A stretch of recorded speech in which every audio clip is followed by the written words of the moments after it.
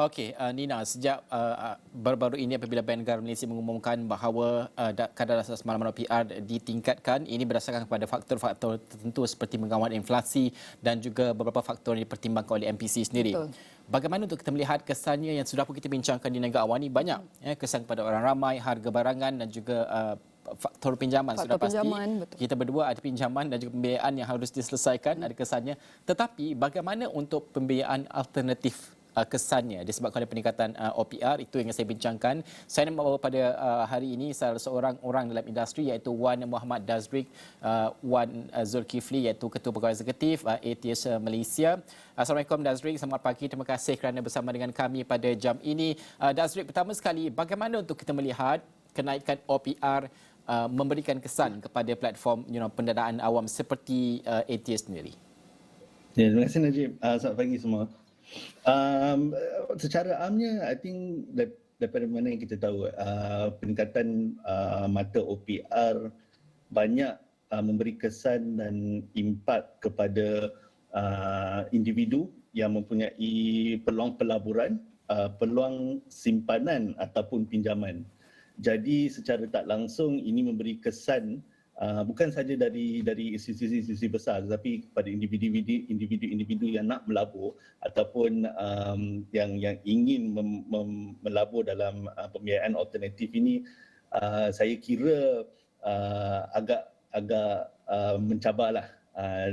Di mana kalau kita dibandingkan pada tahun 2020-2021, di mana pada masa COVID, OPR pada masa itu pada purata 1.75. Di situ memberi banyak peluang kepada para individu untuk what I call a diversified investment portfolio lah. Mereka mempunyai purchasing power yang lebih. Mereka boleh diversify diorang punya peluang pelaburan lah. Tapi sekiranya buat masa sekarang dan mungkin pada masa akan datang bila OPR itu meningkat, peluang untuk melabur ataupun peluang untuk diversify dari investment portfolio itu agak terkongkong lah. Jadi adakah selera pelabur lebih berubah pada masa sekarang dan apa jangkaan yang boleh kita lihat sehingga 2022 memandangkan OPR diramal terus akan ditingkat setidaknya sehingga suku pertama tahun depan. Jadi apa rumusannya?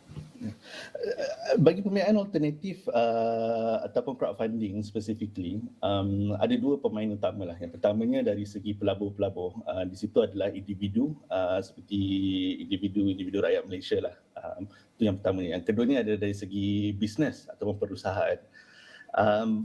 Jangka saya adalah pelabur-pelabur akan menjadi lebih, bukan nak kata cerewet, tapi memilih di mana mereka akan memilih kalau mereka nak buat pelaburan bergantung pada industri-industri ataupun bisnes-bisnes yang mempunyai potensi yang lebih baik ataupun lebih berkemampuan.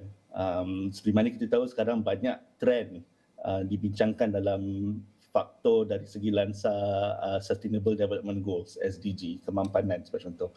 Jadi saya tak khawatir pelabur-pelabur juga akan mengikut trend ini dan sebaik mungkin mana pelaburan yang mereka ada akan menjurus kepada aspek-aspek SDG, sustainability dan sebagainya lah. Ini juga dikompankan dengan aspek-aspek lain kan, seperti mana Najib dan Nina cakap tadi, dari faktor pinjaman, dari segi OPR rates dan yang juga mempunyai impak kepada bank lending rates. Jadi saya berpendapat bahawa banyak pelabur akan menjadi lebih menelitikan faktor-faktor potensi yang mereka ingin melabur pada bisnes-bisnes melalui pembiayaan alternatif ataupun crowdfunding. Okey, kita faham pelabur ini akan melihat faktor-faktor seperti ESG dan juga pulangan yang mereka dapatkan. Tapi disebabkan oleh kadar yang berubah, OPR yang berubah ini, bantu kami untuk faham juga adakah ini akan mengubah takat pulangan pelaburan kepada pelabur sendiri? Dari sudut pembiayaan alternatif ataupun pendanaan awam, itu tak menjadi faktor utama. Sebab selalunya pulangan dia agak berbeza dengan financial institution lah. Di mana bisnes-bisnes itu boleh tetapkan kadar pulangan dalam bentuk dividen dalam jangka masa yang ditentukan lah. Jadi itu saya rasa tidak memberi faktor utama. Cuma ialah kalau pelabur kalau nak keuntungan, mereka akan tengok kadar returns yang lebih tinggi lah. Tapi itu juga menjadi faktor utama, iaitu kemampanan ataupun sustainability of the business lah. Sebab kita tahu dan kita tahu, I think kalau kat Amerika sekarang mereka meramalkan recession. Dekat ASEAN ataupun di peringkat Southeast Asia, kita agak lagging sikit dalam masa 6-8 bulan. Dan kita akan tahu, kita akan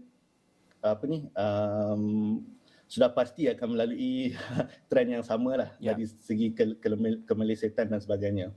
Jadi kita banyak pelabur sekarang agak prudent, di mana kalau nak melabur ataupun nak melakukan simpanan, mereka telitilah dari sudut-sudut berikut.